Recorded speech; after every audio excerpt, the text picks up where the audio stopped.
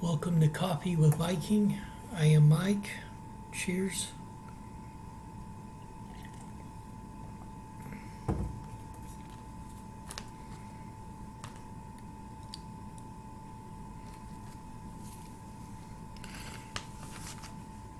Bowing to Joseph, Genesis 42:6.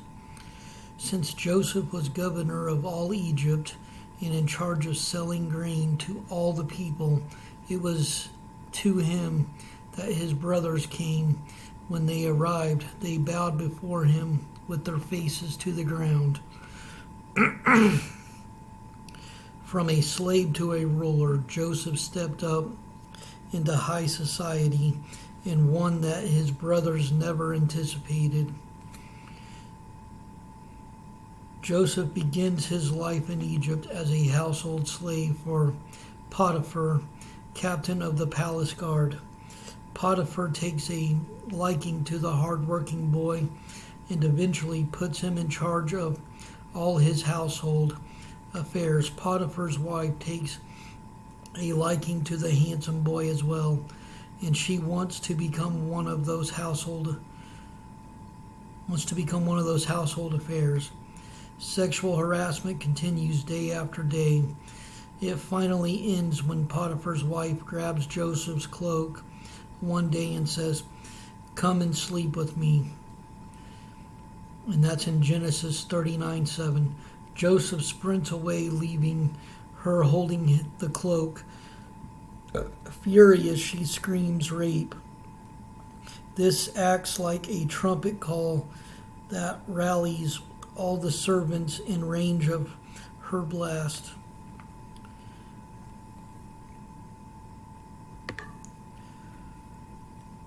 This acts like a trumpet call that rallies all the servants in range of her blast. Potiphar apparently doubts her story about a good-looking, well-built teenager who wants her body. Law allows the slave owner to instantly execute a violent slave. Instead, Potiphar just sends Joseph to prison. That's a good thing for Joseph. There he interprets dreams for two of the king's recently jailed servants, correctly predicting what will happen to the men. The baker is executed. The wine server gets his job back. 2 years later, the king has some troubling dreams, and the wine server tells him about Joseph. In one dream, 7 starving cows eat 7 fat cows, and in another, 7 withered heads of grain gobble up 7 plump grain heads.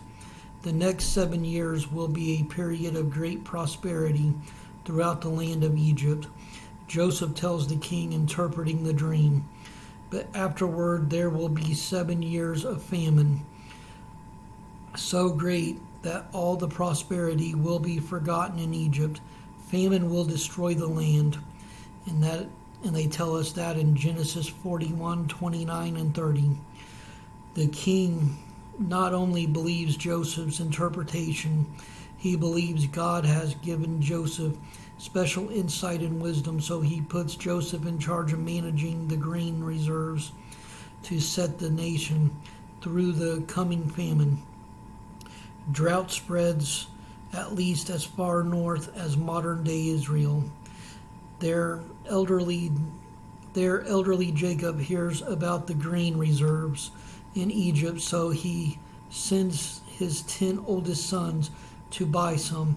He keeps with him Benjamin, which is all he has left to remind him of Rachel. The men bow before their brother, who's about 20 years old. Then when they saw him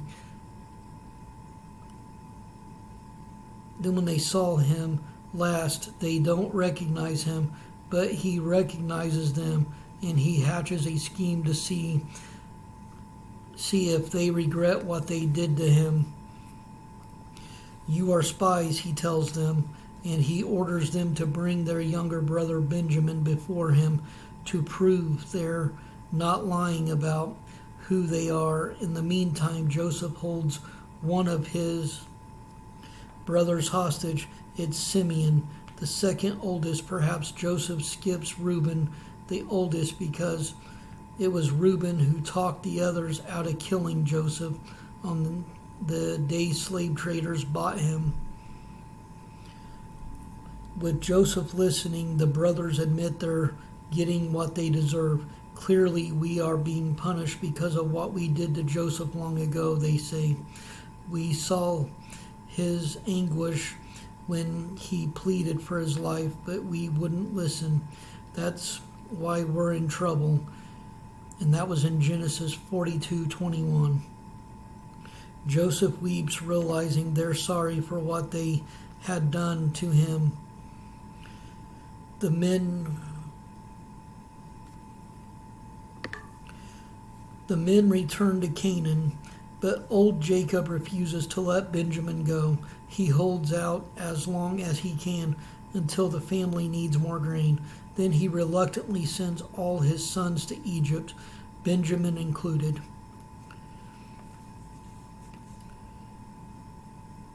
Joseph's family reunion. Genesis 45:9 and 10. Hurry back to my father and tell him, this is what your son Joseph says. God has made me master over all the land of Egypt. So come down to me immediately. You can live in the region of Goshen, where you can be near me with all your children and grandchildren, your flocks and herds, and everything you own. With his brothers again at his mercy, Joseph concocts one more test. He loads them up with grain. Then he has a servant stuff one of his silver cups into Benjamin's sack. Later, Joseph arrests Benjamin for stealing. Joseph wants to see if the older brothers will abandon their little brother just as they had once done to him. But the brothers plead for Benjamin. Judah confesses what they had done to Benjamin's brother and how it broke their father's heart. It was Judah who talked his brothers into selling Joseph to the slave traders. But now it's Judah who offers to take Benjamin's place and stay in Egypt as a slave. Joseph can't hold back the surge of emotion any longer. I am Joseph, he cries. Is my father still alive? Stunned silent, the older brothers expect retaliation. Instead, they get forgiveness. Don't be upset and don't be angry with yourselves for selling me to this place. Joseph answers them, it was God who sent me here ahead of you to preserve your lives. And that was Genesis 45:5.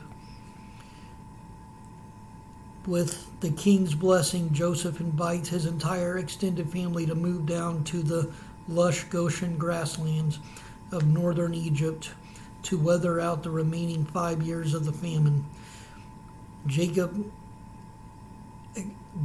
ecstatic at discovering his son is still alive, happily agrees, and the descendants of Abraham, Isaac, and Jacob, all 70 of them, moved to Egypt. And on this side note, Governor Joseph, promoted from slave to governor of Egypt, Joseph hears a report about the grain reserve the king assigned him to manage during a 7-year drought. There's a photo.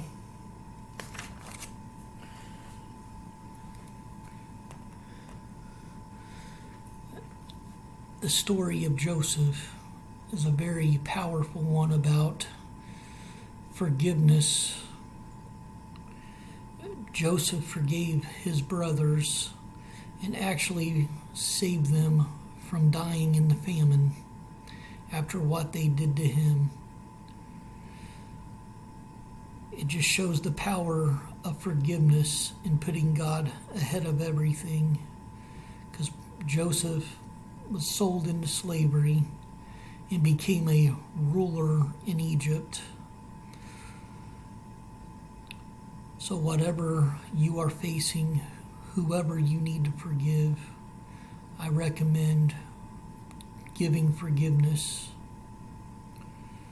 as God has forgiven you, and let God be the one who leads you in this life. Stay blessed, stay caffeinated.